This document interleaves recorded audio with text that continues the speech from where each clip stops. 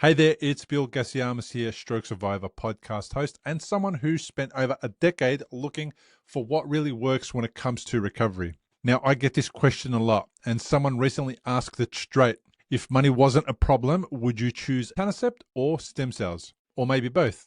Well, before I'd commit to either, I'd start with a conversation with someone who can actually interpret high-level brain imaging. Someone like Dr. Ettie Ben-Shabat, who I spoke with on my podcast on episode 308. You can find the link to the interview in the description and the show notes. So why imaging first? Because there's no point throwing thousands of dollars at interventions unless I know whether I have any penumbras. That's the potentially salvageable tissue around the area of the stroke damage. Now, if that tissue still has life in it and could come back online, then that changes everything. So let's say I've done that imaging and the results show that I do have viable penumbra tissue. Then I'd start with Etanercept, the one Dr. Tobenik is known for, because it's more immediate.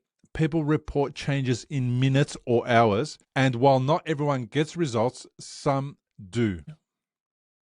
I'd do it with my eyes wide open. I'd go in knowing it's off-label, knowing the evidence base is still growing, and I'd monitor carefully. Stem cells, on the other hand, are more about long-term regeneration. They're harder to access, more experimental in stroke recovery, and right now, a bit more speculative unless you're part of a clinical trial. Now, I wouldn't rule them out. I'd just see them as a second phase option if the foundations are right.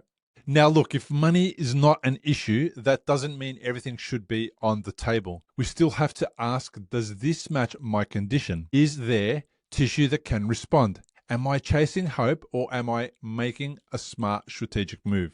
The best results I've seen from myself and others always comes when the person is engaged, informed, and supported by a team. There's no silver bullet, but sometimes a breakthrough happens when you're ready for it and when you're going through the basics too, like sleep, food, mindset, and movement, amongst others. Now, if you want to dive deeper into what I've learned about recovery, check out that chat that I had with Dr. Ettie. The links will be in the show notes and in the description below the video.